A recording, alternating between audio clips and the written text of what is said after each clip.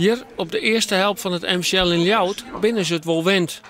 In het weekend is het haast elke nacht raak.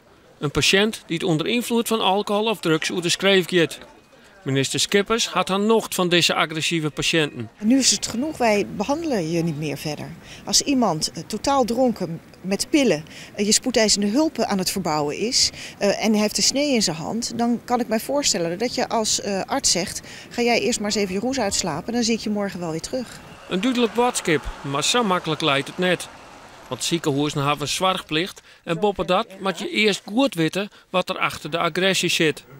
Want ook een verkeerd medicijn of een psychiatrische stoornis kan een nuver gedrag veroorzaken.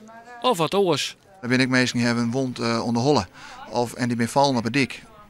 Onder invloed van alcohol. Ja, die kiest net samen sturen, want misschien is er wel een onderliggend lijden of iets in de holle gaande waarvoor ze opname worden moeten. En dat doen we dus hier laagdrempelig. En dan is een hoersturen gevaarlijk? Dan kan het gevaarlijk wezen, ja. Bij het MCL binnen ze wiers dat er nou wel omdenken komt voor het probleem. Want er binnen grenzen. Dat er echt fysiek geweld is en dat mensen echt de verpleegkundigen omvallen. Of dat apparatuur kapot gaat. Of dat mensen hier hoe de gong stennis maatje en ik materiaal kapot maatje. Dan gaat het te vier. En wat doe je hem dan nou in dat soort situaties?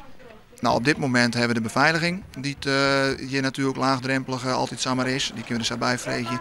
En de politie kunnen wij ook heel laagdrempelig benaderen. Die is indrukken op de knop of bellen en ze komen.